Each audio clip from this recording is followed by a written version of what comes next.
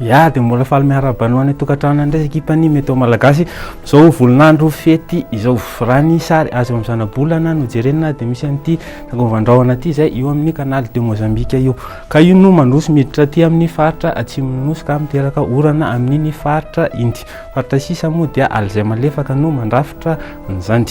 fa raha jerentsika amin'ny antsiprimy mety ho tetrandro rapitso dia toy izao zany sy orana tanifondrahona malefaka amin'iny morontsiraka Atsinanana sy Analanjirofo iny toy izany koa aty amin'ny morontsiraka Boeny Melaky ary Betsiboka ary aty amin'ny faritra Tsimandrefana sy amin'iny Menabe iny faritra sisa moa dia fanimbasandrahona sy masoandro atranty raha ny tolakandro indray dia afaka zaraina roa mihitsy Madagasikara amin'izao iny ilany andrefana iny dia isy orana tandrifondrahona arakotroka ny faritra sisa moa dia fanimbasandrahona sy ny masoandro zay ary ny mety tetrandro vahoana indray ny maripana zany dia nentana fiakarany ny aty avoatany aty amin'ny 12 Antsirabe 20 Antananarivo sy Fianarantsoa ny morontsiraka moa dia mihoatra ny 20 degré Celsius izany raha ny tolakandro indray dia nahitana fiakarany atrany ny aty avoatany aty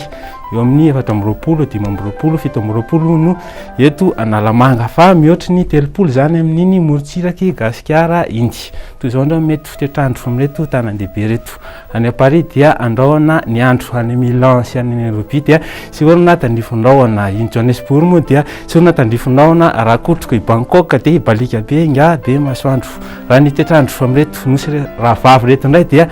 ibalika nga be masoandro zany Maurice, Comores, Seychelles sy La Réunion zay ndray navaka tolotra amin'ity alina ity fa manaraka indray veloma tompoko.